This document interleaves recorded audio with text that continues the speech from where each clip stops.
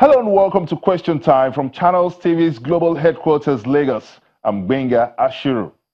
For the past 3.5 years running, the Nigerian government has been engrossed in the business of concessioning most of its critical infrastructure and assets. How far has it gone in this bid? What's the investment appetite like? And what's the role of the transaction advisors in brokering most of these deals? Why are some concessioning deals hitting the rocks and falling apart? Could anyone tell us what happened to Nigeria's national carrier? Are the joint venture partners meeting up with their counterpart funding? You can send us your comments on our social media platforms showing right on your screen. In a bid to find answers to the questions surrounding many of the federal government's concessioning deals, Channels TV crew was at the Infrastructure Concession Regulatory Commission, ICRC. We met with the Director General, Dr. Chidi Izuwah. Join us in this interview. The ICRC is a regulatory body responsible for regulating the public-private partnership endeavors between the federal government and private parties to provide infrastructure.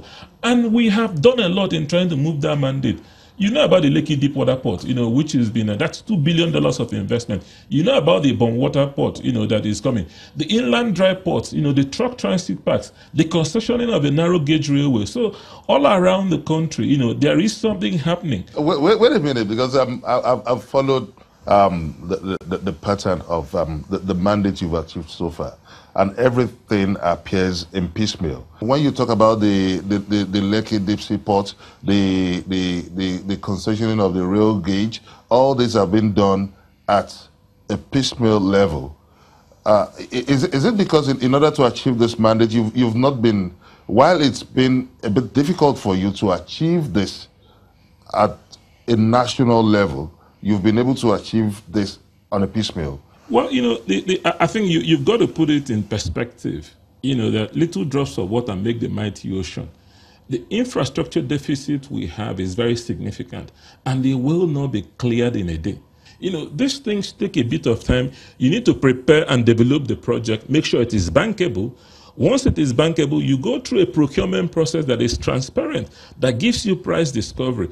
Then you get into an implementation phase. In that implementation phase, you would need lenders to do their due diligence for you to reach financial close, and then you can deliver the project. So the inability of the ICRC to broker on a national level, on a large scale now, is it about the intrinsic nature of the deals, or something that raises question on the competence of the ICRC? No, it's not an issue of competence. It's an issue that by nature, and what you must realize is that the PPP is not an emergency method of procurement. It is a procurement process that is very structured, takes a bit of time to go. And what is important is that once you do one that is very successful, then you're able, to replicate it across sectors. What we have done with the powerhouse, we're moving along. What has happened with the hydro, it's very successful. So across various sectors, and what you must also understand is what the role of the ICRC is. These assets don't belong to the ICRC. The role of the ICRC is to provide the regulatory framework by which the MDAs who own the assets would use. So from that angle, I would score the ICRC very high in terms of the fact that we have provided a world-class regulatory framework. And if you want to look what our track record is, I think you need to go and look at the ICRC disclosure portal, which is available there. We're the first country in the world to have that, where we have 69 projects on board it now. 48 projects in the implementation phase, 14 in procurement, 7 in development, and all going there. So the process is very structured. It's a process that is very, very thorough. You don't see the possibility of developing a template to address some of this large-scale infrastructure concessioning deals? Yeah, but that's what I said to you, that the template is there. The framework is there for economic infrastructure, which depends on user fees.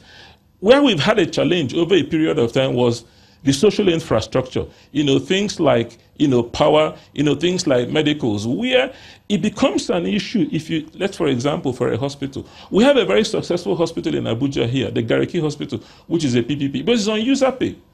Not every hospital can be on a user pay basis, because I don't think that the first thing you want to ask a sick man is to give you money.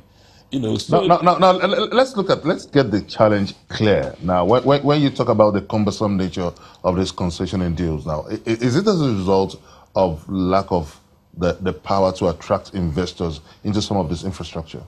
No, well, I mean, when you also want to talk about the cumbersome nature, I think you don't use one brush.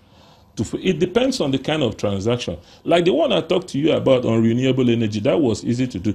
But if you're going to do a transaction like a refinery by itself is complicated in nature. That will take a bit of time for you to finish the development process, the procurement process, and provide assurance to all, the parties who are, because there are various stakeholders, that are involved in the PPP process. You have the project sponsors, you have the users, you have the lenders, you have the insurers. So to be able to what is important is that we have a framework that is covered on the national PPP policy. You don't think there's a need to rejig the framework?